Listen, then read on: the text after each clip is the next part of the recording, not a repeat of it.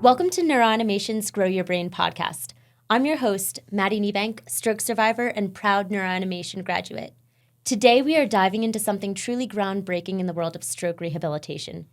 If you or a loved one has experienced a plateau or are searching for answers in your stroke recovery, you'll definitely want to listen to this conversation. Today, I have the pleasure of being joined by Dr. Omar Ahmad, inventor and founder of NeuroAnimation. Thank you, Omar, for joining us today. You're welcome. Thank you, Maddie. It's great to be here. So I think a lot of the listeners here are probably at various stages in their recovery, searching for answers, and I would love to dive into neuroanimation, but to kick it off, I would love to hear a bit about your background and what kind of raised your interest in working in this neurospace. Yeah, absolutely. So I was the director of innovative biomedical engineering for the Johns Hopkins School of Medicine for over a decade. And our mandate was to push clinical recovery beyond what standards were. And, Johns Hopkins is a fabulous research university. It's one of the first research universities actually in the world. And we were tasked with learning everything about the brain and learning how it works, and then trying to devise things that would truly tap into the brain's latent ability, something called plasticity, which is to somehow take over functionality naturally when the brain is broken. And so that's what we did. And we created something that was kind of the earliest forms of the technology we use. And we pulled that out of the university to form NeuroAnimation. And what we're seeing today is truly mind-bending. I mean, the results that we see with clients going through our system. I want to dive into those results a little bit, but before that, I actually am just really curious to hear what sparked your initial interest in neuroscience. When I was asked at Johns Hopkins to help with pushing clinical care forward, it is a very complex problem, and the solutions aren't always apparent. And that's really where my interest in neuroscience sprung from. It was, how do we really take the brain and learn how it works and try to manipulate it in some way to recovering functionality? And that's really where the deep passion came from. It was really the problem. So, Omar, it's funny as we're sitting here because I remember quite vividly the moment that you and I first connected. Yeah. You had actually reached out to me in an email, I think, or It was email or an a email DM. or a post, yeah. Something that you had been following me on Instagram, and you had read my book about stroke recovery and my own experience. Mm-hmm. Omar, can you take me back to that moment and what was going through your mind at the time? There's two parts to kind of the miraculousness of brain recovery, right? The one is the things that we were studying in neuroscience, and we'll get into that. But the other was this survivor will and spirit, right? And the capacity of human beings to go so far beyond, plateaus that people say they're at. And I read your book, and that warrior spirit fascinated me, and it was something that I knew had to be combined with what we were doing. That level of motivation and that level of inspiration had to meet the right type of technology, and that was going to push recovery beyond. So that was kind of the precipice for which I reached out to you, and I think it's been a wonderful, wonderful learning experience. I think it shaped the way we've thought about our clients and about the journey that they're about to undertake and about the continuity of it. Now, I remember when I first came to NeuroAnimation, it was in May of last year, so almost a year ago, actually, which is crazy. But I remember thinking, is it even going to be possible for me to make any gains? It's been over 8 years since I had my stroke. I don't know that there's really any improvements that can be made.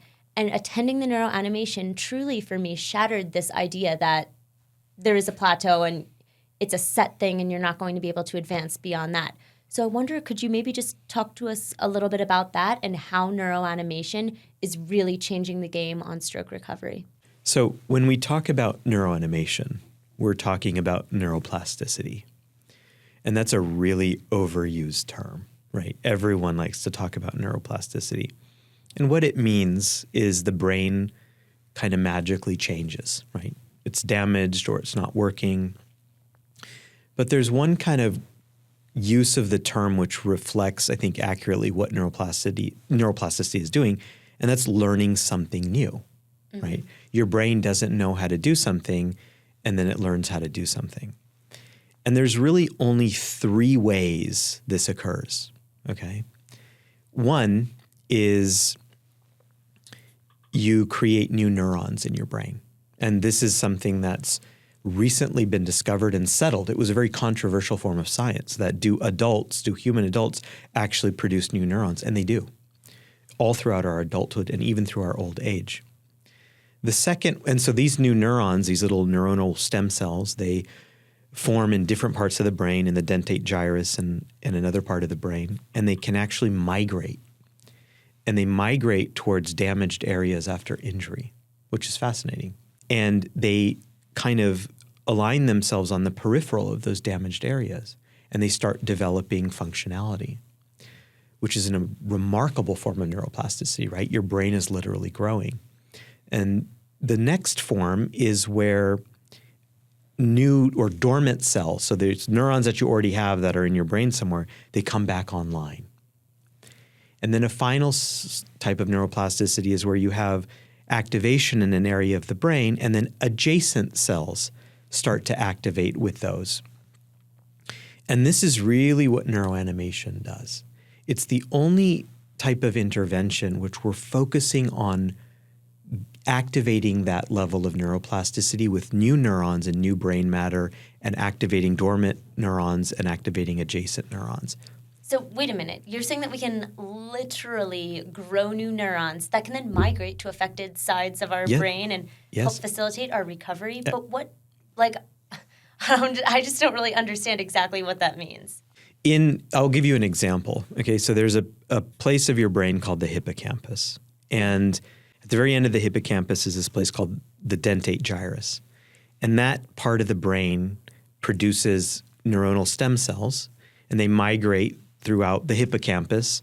And some hypothesize that they actually migrate towards damaged areas of the brain after injury.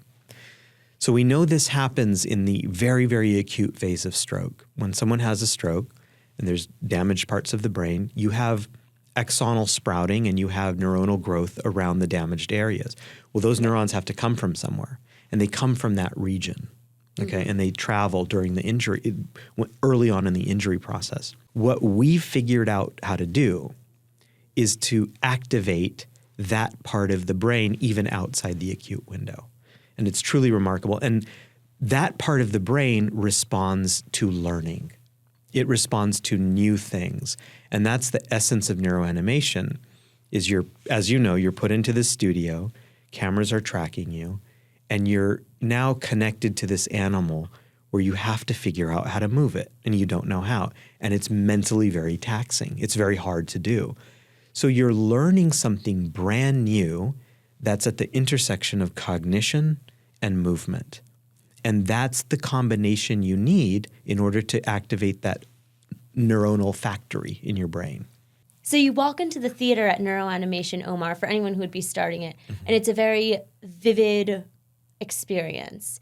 There's beautiful sea creatures underwater. You get to control them. Lots of lights. There's amazing music, which I want like a Spotify soundtrack of the songs that are played during the games. But it's a very colorful experience for the user. Yeah. Can you walk us through that? Yeah, absolutely. And I'll start with kind of why that's so important. So we do activate this area of the brain, but that area of the brain also integrates all the other areas of the brain. So there's a lot of evidence that in enriched environments, plasticity improves. And what we have is a super enriched environment.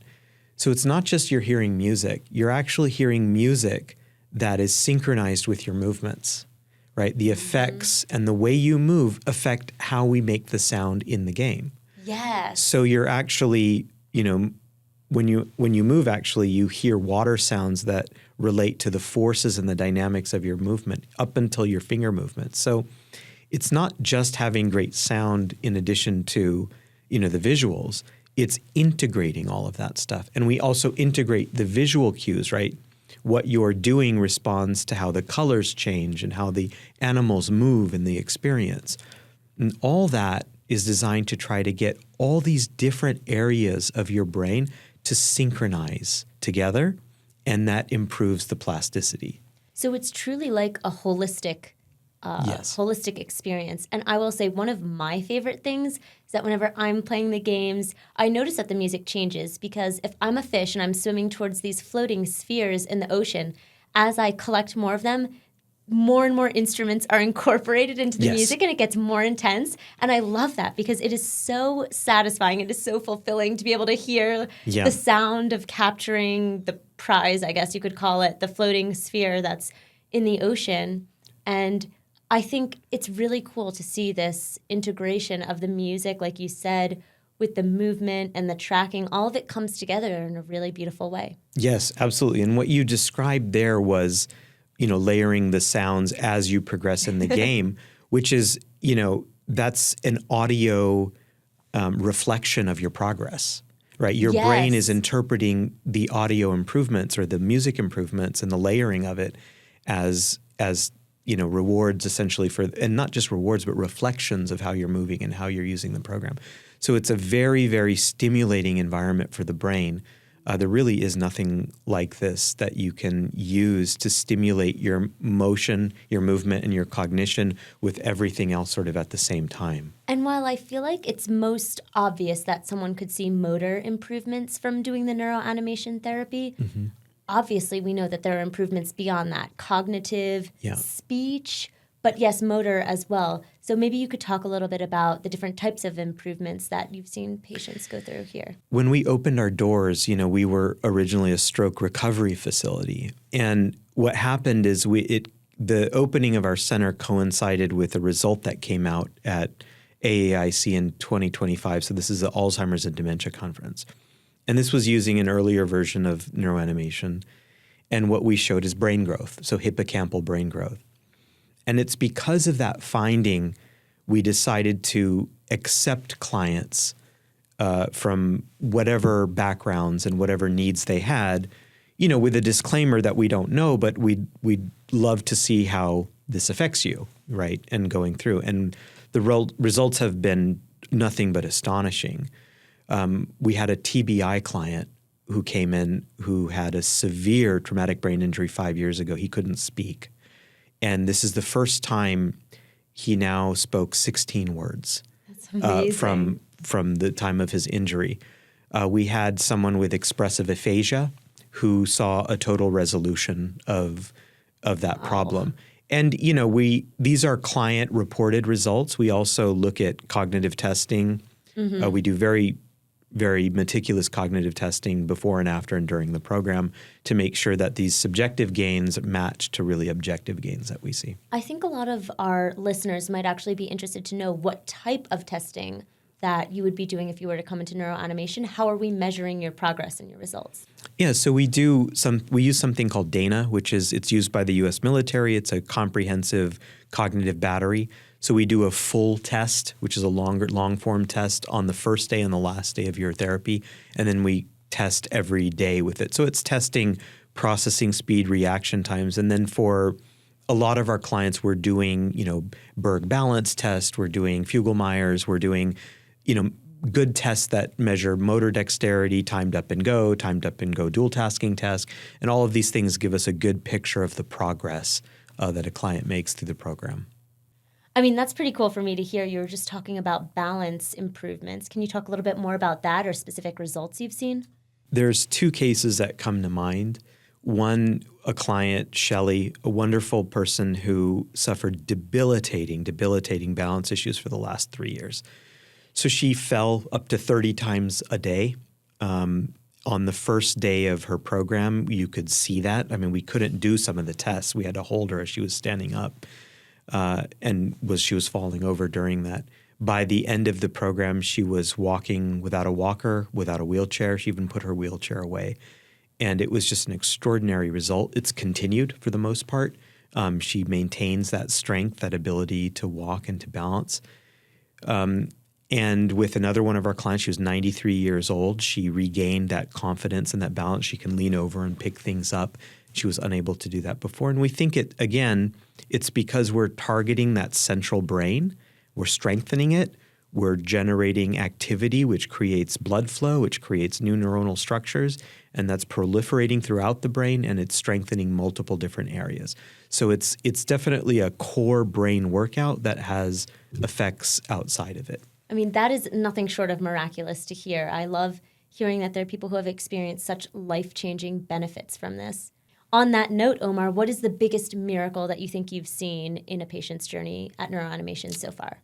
I think that trophy definitely goes to Janeth Garcia, and it is just an amazing, amazing case. I think it needs to be studied in the scientific literature. So Janeth had a stroke, as you know, a couple of years ago, or about a year and 8 months, I think, or so. And she got TPA, so she had an anticoagulant, or she might have had the mechanical thrombectomy. I can't remember. But her motor recovery was fabulous. It was intact. She doesn't really have motor deficit, but she had massive cognitive deficit. So her, when she called us on the initial call, she's like, look, I can't concentrate. I can't do math and physics. I can't do complex thinking. And she was a physicist. She was a physicist, right. A quantum physicist. So brilliant, brilliant woman. Brilliant woman. And it's always a pleasure to talk to her just to see how smart she is. But, she couldn't do the things that she needed to do. And I think this struck a chord with our whole team because, we're all doing a lot of math and science to build the neuroanimation. And, it resonated because what if one day I woke up and I couldn't do the things I needed to do?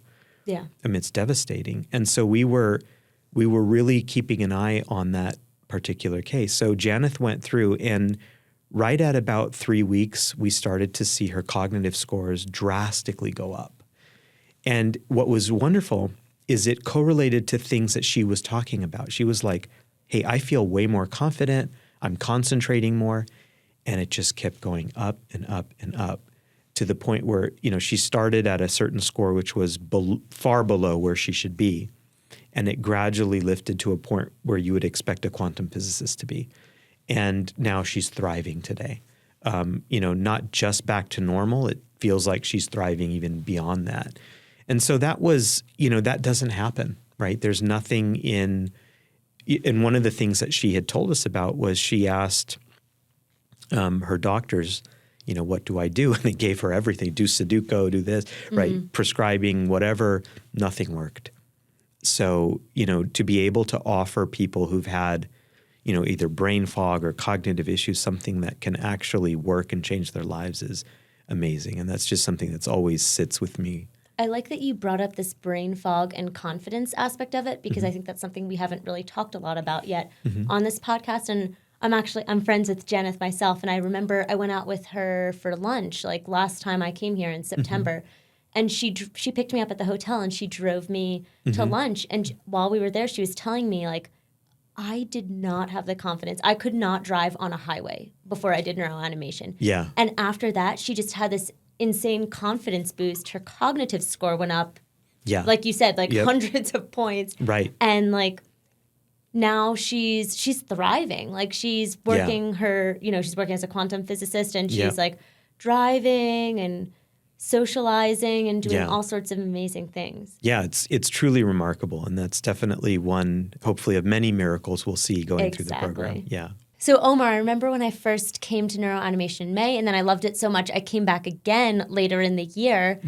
I think it's just, to me, it's so incredibly fun. I've done therapies before where it's like gamified rehab, but I didn't really see much in terms of like actual functional gains from doing it. And so I'm interested just to talk a little bit more about the actual experience of playing the game. Do you have game designers, like music producers? Like how does it all come together and work? Yeah, so a lot of our engineering staff and our art staff, they come from that area of the industry, right? Designing and making games, 3D, animated creatures and, computer graphics. We do a lot of heavy engineering. A lot of the technology is similar to building a game, but we have to, customize it very, very meticulously because it's designed for therapy. But we treat the characters very seriously, right? As you know, Tom DeSanto, he's the founding producer of the X-Men and Transformers series. He's our chief creative officer, and he's a founder of the company. And one of the things that we've always resonated on is the importance of the characters and that creative storytelling in our productions. So I think what you've experienced is just the beginning. A lot of the clients, they kind of bond to Kana, right? I get attached to the characters, yes. I've even Right. named all the sharks. Right. And so we want to continue that, give them more backstories. As you know, we give the VR program to continue at home with people after the boot camp or the 12-week program. And we want to foster a deeper community and sense around the game itself. So the game it has a very special audience for us, and we treat our character designs and our, all the lore behind it very, very seriously, like any other game company or movie company would do. All right. Well, Omar, thank you so much for joining me today for this episode of NeuroAnimation's Grow Your Brain podcast. Yeah. I'm wondering, though, before we sign off, I'm sure we have a bunch of listeners who have experienced a plateau in their recovery, be it from stroke, brain injury, Parkinson's, what have you. What piece of advice would you want to give them in their recovery? That you can recover beyond. And what we've seen with our clients clearly shows that this combination of doing the right type of difficult brain-engaged movement with that motivation and that spirit will definitely push you to a place that you haven't been before. Now, it depends on the type of client and the gains that we see, but we see meaningful changes, life-changing things up to miracles, and it really is, there are no limits, there are no plateaus. It's really what you put into it and having the right tools to succeed. I love that. And going through this therapy, I feel that no change is too small because all of these are building blocks that add up to create truly meaningful change in a patient's life. Absolutely. Thank you again, Omar, for joining me for this episode of the Grow Your Brain podcast. As a stroke survivor, someone who has gone through this program a few times at this point, and each time I come back, I'm continuing to experience more and more gains.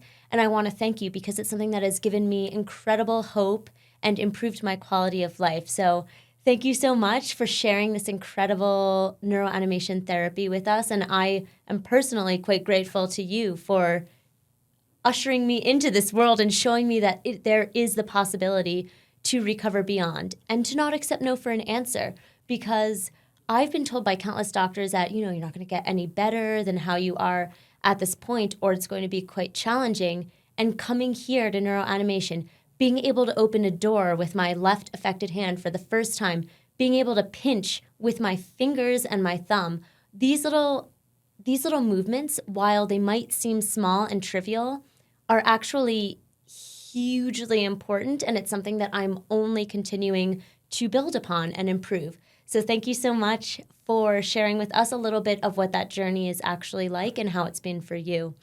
My name is Maddie Niebank, host of NeuroAnimation's Grow Your Brain podcast. Thank you for joining us.